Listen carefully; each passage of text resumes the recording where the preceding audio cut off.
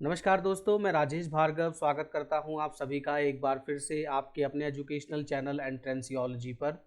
दोस्तों, इस वीडियो में हम डिस्कस करने वाले हैं जनरल नॉलेज के प्रीवियस ईयर्स के सॉल्व क्वेश्चन आंसर्स जो डिफरेंट एग्जामिनेशन से जो हैं वो पिक किए गए हैं, जिनके एग्जांपल्स आप जो है स्क्रीन पर देख सकते हैं। इस सीरीज़ का हमारा जो ये है पार्ट 2 है। तो चलिए इसको शुरू करते हैं। पार्ट 2 शुरू करने से पहले मैं आपको बताना चाहूँगा एक बार फिर से कि अगर आपने अभी तक हमारा चैनल सब्सक्राइब नहीं किया है तो जल्दी से सब्सक्राइब का बटन दबा दीजिए और साथ ही साथ बेल आइकन को भी प्रेस कर दीजिए। और फ्री स्टडी मटेरियल के लिए आप हमारी वेबसाइट entranciology.com पर भी विजिट कर सकते हैं। आप हमसे सोशल मीडिया पेजेस के थ्रू भी जुड़ सकते हैं, जिनके एड्रेसेस जो है स्क्रीन पर दिए हुए हैं। तो चलिए शुरू करते हैं पार्ट 2। पहला क्वेश्चन है, अंतर्राष्ट्रीय न्यायालय का मुख्यालय कहाँ है? अंतर्राष्ट्रीय न्यायालय यानी कि इंटरनेशनल कोर्ट ऑफ जस्टिस का जो हेड ऑफिस है वो कहाँ पर है? इसका उत्तर है दी हेग में। ठीक है, हेग जो है वो नीदरलैंड में है। जो ये अंतर्राष्ट्रीय न्यायालय जो है वो एक यूएनओ की जो जस्टिस की जो ब्रांच होती है उस तरह से है, ये जो संयुक्त राष्ट्र संघ है। ठीक है, और इसका जो मुख्यालय है वो हेग में है। हेग नीदरलैंड में है। नेक्स्ट क्वेश्चन है, भारत के नियंत्रक और महालेखा परीक्षक की नियुक्ति कौन करता है? ठीक है, इसका उत्तर है राष्ट्रपति। राष्ट्रपति के द्वारा जो है, राष्ट्रपति अपने सिग्नेचर करता है स्टैम्प के साथ। भारत के नियंत्रक और महालेखा परीक्षक के जो अपॉइंटमेंट लेटर होता है, तो जो उनकी नियुक्ति होती है वो राष्ट्रपति यानी कि प्रेसिडेंट ऑफ इंडिया के द्वारा की जाती है। नेक्स्ट क्वेश्चन की ओर बढ़ते हैं। शैवाल में बहुलता होती है, शैवाल में किसकी बहुलता होती है दोस्तों? इसका उत्तर है क्लोरोफिल। क्लोरोफिल जो होता है वो एक ग्रीन कलर का पिगमेंट होता है। आप सभी जानते होंगे कि क्लोरोफिल के कारण ही जो पौधों का जो रंग होता है पत्तियों का वो हरा होता है, क्लोरोफिल। तो शैवाल में जो बहुलता होती है वो होती है क्लोरोफिल की। नेक्स्ट क्वेश्चन है, एक मोटर वाहन का पीछे की चीज़ें दिखलाने वाला दर्पण कैसा होता है? जो मिरर होता है उसका दर्पण कैसा होता है, जो किसी भी मोटर वाहन को पीछे की चीज़ें दिखलाता है ड्राइवर को? तो इसका उत्तर है उत्तल दर्पण होता है वो। ठीक है, उत्तल दर्पण जो होता है वो मोटर वाहन के ड्राइवर को मोटर वाहन के पीछे की चीज़ें दिखाता है।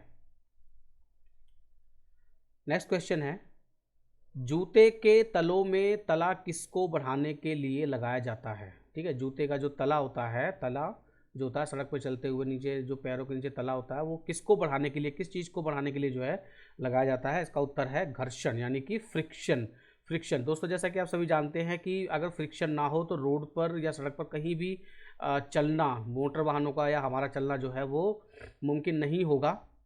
इसलिए जो हर चीज़ को कहीं भी सड़क पर चलने के लिए या किसी भी जगह पर चलने के लिए जो है फ्रिक्शन की ज़रूरत पड़ती है किसी सतह पर चलने के लिए। तो जो अगर हमारे जूतों में फ्रिक्शन क्रिएट नहीं होगा, ठीक है, और सड़क पर ही फ्रिक्शन ना हो तो हम नहीं चल सकते उस पर। ठीक है, ठीक तरह से। तो जूतों के तलों में जो है वो घर्षण को बढ़ाने के लिए, फ्रिक्शन को बढ़ाने के लिए जो है तलों को इस तरह से बनाया जाता है कि सड़क और जूतों के बीच में कनेक्शन क्रिएट हो सके और हम जो है आसानी से चल सके उस पर, सड़क पर जूते पहनकर। नेक्स्ट क्वेश्चन है, बहुत अधिक धुएं से भरा कोहरा क्या होता है? दोस्तों, आपने सर्दी के मौसम पे देखा होगा ज़्यादातर खास तौर पे कि बहुत ज़्यादा जो है धुआं भर जाता है जब जो कोहरा होता है। कोहरा जब सर्दियों के मौसम में सफ़ेद रंग की जो कोहरा होता है उसमें धुआं जब भर जाता है तो एक नई फॉर्म क्रिएट होती है कोहरे की। ठीक है, तो उसको क्या कहा जाता है? जब ज़्यादा जैसे पॉल्यूशन हो जाए या धुआं भर जाए कोहरे के अंदर तो क्या होता है, वो उसको कहते हैं हम धूम कोहरा। ठीक है, धूम कोहरा जो बनता है यानी कोहरे से और कोहरे के और धुएं के मिलने से, यानी कि एक तरह से कह सकते हैं पॉल्यूशन के मिलने से जो बनता है वो धूम कोहरा होता है और उसे इंग्लिश में बोलते हैं स्मॉग। ठीक है, ठीक है, तो स्मॉग जो है, एक तो होता है फॉग, होता है फॉग मतलब ये कोहरा जिसे आप बोलते हैं, और लेकिन जब धुआं ज़्यादा उसमें भर जाता है तो उसे बोलते हैं दोस्तों स्मॉग। तो वो स्मॉग जो है वो धूम कोहरा ही होता है जब ज़्यादा धुआं भर जाता है कोहरे में। नेक्स्ट क्वेश्चन की ओर बढ़ते हैं, अंतरिक्ष यात्री को अंतरिक्ष कैसा दिखाई देता है? अंतरिक्ष यात्री को अंतरिक्ष कैसा दिखाई देता है, उसका उत्तर देख लेते हैं, काला। अंतरिक्ष में जब कोई यात्री जाता है तो उसको काला दिखाई देता है। ठीक है, काली मिट्टी किस फसल के लिए आदर्श मिट्टी होती है? काली मिट्टी, ठीक है, ब्लैक सॉइल जो होती है वो किस तरह की फसल के लिए जो है आदर्श मिट्टी होती है? फसल क्या होती है दोस्तों? फसल जब एक ही तरह के प्लांट्स को एक बड़े क्षेत्र में लगाया जाता है या कुछ बड़े भूभाग पे लगाया जाता है, ठीक है, बड़ी संख्या में लगाया जाता है एक ही तरह के प्लांट को, तो उसे हम कहते हैं फसल।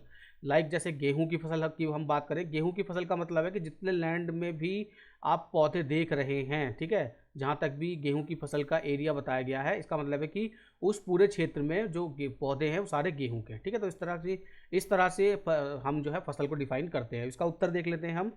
काली मिट्टी जो है वो कपास के लिए, ठीक है, कपास के लिए बहुत ही अच्छी होती है। आगे नेक्स्ट क्वेश्चन की तरफ बढ़ते हैं।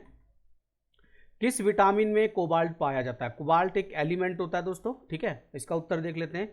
कोबाल्ट जो है विटामिन B12 में पाया जाता है प्रचुर मात्रा में। कोबाल्ट एक जो है मैंने बताया एक तत्व है, एक एलिमेंट है। नेक्स्ट क्वेश्चन की तरफ बढ़ते हैं। मलेशिया, मलेशिया किस चीज़ के उत्पादन में अग्रणी है? मलेशिया जो है वो एशिया की एक कंट्री है, वो किस चीज़ का प्रोडक्शन करने में सबसे आगे जो है लीड करता है वर्ल्ड को? इसका उत्तर देख लेते हैं। रबड़, रबड़ को जो है रबड़ को प्रोड्यूस करने में मलेशिया जो है वो वर्ल्ड को लीड करता है, अग्रणी है वो, ठीक है, इसके उत्पादन में। नेक्स्ट क्वेश्चन की तरफ बढ़ते हैं। कौन सा पौधा फल नहीं देता परंतु बीज पैदा करता है? ठीक है, फ्रूट तो उसमें नहीं होता लेकिन बीज वो देता है। इसका उत्तर है साइकस। साइकस जो पौधा होता है वो पौधा फल तो नहीं देता लेकिन बीज पैदा करता है। इस नेक्स्ट क्वेश्चन की तरफ बढ़ते हैं। किसी पेंडुलम का दोलन काल किस पर निर्भर करता है? ठीक है, किसी पेंडुलम आप जानते ही हैं, किसी भी चीज़ से लटका हुआ, किसी भी डोरी या किसी सीधी चीज़ से, जैसे घड़ी की जो घंटी आप देखते हैं वो इधर से उधर होती रहती है, ठीक है। तो इस प्रकार के जो एग्जाम्पल होते हैं वो पेंडुलम के होते हैं। तो इसी पेंडुलम से रिलेटेड ये सवाल है, किसी पेंडुलम का दोलन काल किस पर निर्भर करता है? राइट, तो इसका उत्तर है उसकी लंबाई पर, ठीक है। पेंडुलम की जो लंबाई होगी उस पर जो है उसका दोलन काल जो है वो निर्भर करेगा। दोलन काल जो है वो उस पर जितनी लंबाई उसकी ज़्यादा होगी उसका दोलन काल जो है वो उतना ज़्यादा होगा। तो इसकी लंबाई जो है वो जो टाइम होता है, सपोज कीजिए फॉर एग्जांपल जैसे मैं लंबाई की बात करूँ तो जितनी हम लंबाई बढ़ाएंगे वो डायरेक्टली प्रोपोर्शनल होगी तो उसका जो टाइम लेगा वो, ठीक है। तो इस तरह फॉर एग्जाम्पल आप इस तरह से इसको समझ सकते हैं।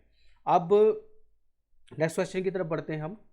जापान की मुद्रा क्या है? जापान की मुद्रा देख लेते हैं। इसका उत्तर जापान की मुद्रा है येन, ठीक है दोस्तों। येन जो जापान जो है एशिया की एक डेवलप कंट्री माना जाता है और इसकी जो मुद्रा, जैसे हमारे भारत की जो मुद्रा है वो रुपए है, तो उसी तरह से जापान की जो मुद्रा है वो येन है। नेक्स्ट क्वेश्चन की तरफ बढ़ते हैं। तुंग तथा भद्रा किस नदी की सहायक नदी हैं? ठीक है, तुंग तथा भद्रा किस नदी की सहायक नदी हैं?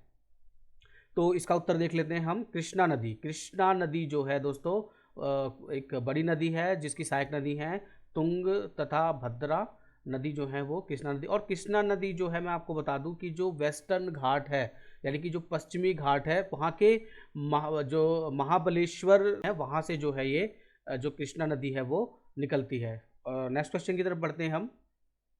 सूर्य मंदिर कहाँ स्थित है? सूर्य मंदिर, सन टेम्पल, सूर्य मंदिर जो है वो कोणार्क, ठीक है, कोणार्क यानी कि जो ओडिशा राज्य में है भारत के, वहां पर स्थित है। नेक्स्ट क्वेश्चन की तरफ बढ़ते हैं। अगला सवाल है, भूमध्य रेखा को 2 बार काटने वाली नदी कौन सी है? भूमध्य रेखा, जैसा कि दोस्तों आप सभी जानते होंगे कि भूमध्य रेखा एक इमेजिनरी लाइन है, यानी कि जिसे इक्वेटर बोलते हैं, जो धरती को जो है 2 बराबर बराबर भागों में बांटती है। तो बीच वाली जो इमेजिनरी लाइन है उसे हम भूमध्य रेखा यानी कि इक्वेटर कहते हैं। तो उसी से संबंधित ये सवाल है कि भूमध्य रेखा को 2 बार काटने वाली नदी कौन सी है? इसका उत्तर है कांगो नदी। कांगो नदी जो है भूमध्य रेखा को 2 बार काटती है। नेक्स्ट क्वेश्चन पे चलते हैं। फाउंटेन पेन का आविष्कार किसने किया था? फाउंटेन पेन का आविष्कार किया था, उत्तर है इसका वाटरमैन ने। इसका श्रेय वाटरमैन को जाता है। नेक्स्ट क्वेश्चन है, भारतीय नेपोलियन की संज्ञा किसे दी जाती है? भारतीय नेपोलियन, ठीक है, इसका उत्तर है समुद्रगुप्त को जो है भारतीय नेपोलियन की संज्ञा दी जाती है। नेक्स्ट क्वेश्चन है, 1857 का विद्रोह या 1857 की जो क्रांति जिसे कहा जाता है कहाँ से शुरू हुआ था? ठीक है, अंग्रेजों के खिलाफ जो ये लड़ाई शुरू हुई थी, 1857 की जो बड़ी क्रांति हुई थी वो कहाँ से शुरू हुई थी भारत में? इसका उत्तर है मेरठ से। दोस्तों मेरठ जो है वो यूपी यानी कि उत्तर प्रदेश का एक जिला है, वेस्टर्न यूपी में, पश्चिमी उत्तर प्रदेश में जो है उत्तर प्रदेश का एक जिला है, जहाँ से जो है सन 1857 की जो महान क्रांति हुई थी वो शुरू हुई थी। नेक्स्ट क्वेश्चन पर चलते हैं। संसार का शक्कर का कटोरा किस देश को कहा जाता है? ठीक है, sugar bowl of the world किस कंट्री को कहा जाता है? इसका उत्तर है क्यूबा। क्यूबा को जो है संसार का शक्कर का कटोरा कहा जाता है। नेक्स्ट क्वेश्चन पे चलते हैं। आर्यों का मुख्य व्यवसाय क्या था? ठीक है, मुख्य व्यवसाय आर्यों का क्या माना जाता है? इसका उत्तर है कृषि। कृषि जो है वो आर्यों का मुख्य व्यवसाय माना जाता है। उन आर्यों के समय में कृषि जो है मुख्य एक मेन जो है उनका जो है प्रोफेशन था। नेक्स्ट क्वेश्चन पर चलते हैं। सबसे प्राचीन वेद कौन सा है? ठीक है, जैसा कि आप सभी जानते हैं कि हिंदू धर्म में 4 वेद हैं। पहले मैं इसका उत्तर बता देता हूँ। यहाँ पे सबसे प्राचीन वेद ऋग्वेद को माना जाता है। हिंदू धर्म में 4 वेद हैं, ऋग्वेद, यजुर्वेद, सामवेद और अथर्ववेद। तो उन चारों वेदों में से जो सबसे पुराना माना जाता है वो माना जाता है ऋग्वेद। नेक्स्ट क्वेश्चन की तरफ चलते हैं। भारत का राष्ट्रपति बनने के लिए न्यूनतम आयु क्या है? न्यूनतम आयु सीमा क्या है? ठीक है, भारत का राष्ट्रपति यानी प्रेसिडेंट ऑफ इंडिया बनने के लिए कि जो प्रेसिडेंट के चुनाव में जो व्यक्ति खड़ा हो सकता है या बन सकता है राष्ट्रपति, उस व्यक्ति की आयु क्या होनी चाहिए? इसका उत्तर है दोस्तों 35 वर्ष। कोई भी व्यक्ति जो 35 वर्ष का हो चुका है, 35 वर्ष से ज़्यादा की आयु का है, वो भारत का राष्ट्रपति बनने योग्य हो जाता है। ठीक है, भारत मतलब चुनाव लड़ सकता है, भारत के राष्ट्रपति की जो है कैंडिडेट के तौर पे खड़ा हो सकता है, और फिर जो है 35 वर्ष और उससे अधिक का है तो वो चुनाव जीतकर राष्ट्रपति बन सकता है। नेक्स्ट क्वेश्चन की तरफ बढ़ते हैं। बुद्ध ने अपना प्रथम धर्मोपदेश कहाँ दिया था? गौतम बुद्ध ने अपना जो पहला जो लेक्चर था धर्म का वो कहाँ दिया था? इसका उत्तर है सारनाथ में। ठीक है, सारनाथ में जो है बुद्ध ने अपना पहला लेक्चर दिया था। नेक्स्ट क्वेश्चन की तरफ बढ़ते हैं।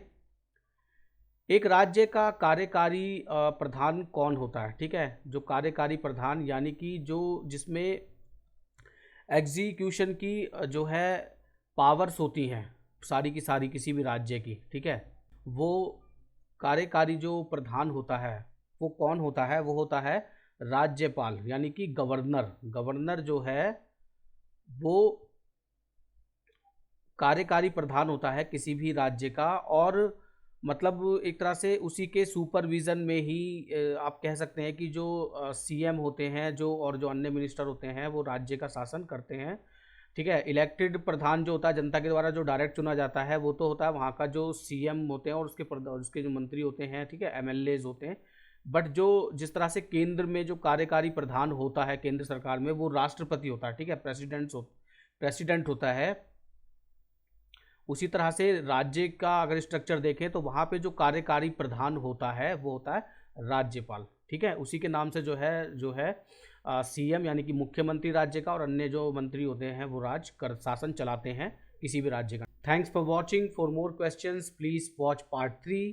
तो दोस्तों ये वीडियो आपको कैसा लगा प्लीज़ कमेंट करना ना भूलें, और अगर ये वीडियो आपको पसंद आया तो प्लीज़ इसे लाइक और शेयर जरूर करें, और अगर हमारे चैनल पर नए आए हैं तो प्लीज़ हमारे चैनल को सब्सक्राइब करिए और साथ ही साथ बेल आइकन को भी दबा दीजिए ताकि हमारे आने वाले वीडियोस का नोटिफिकेशन आपको मिल सके और आप उनका लाभ उठा सकें।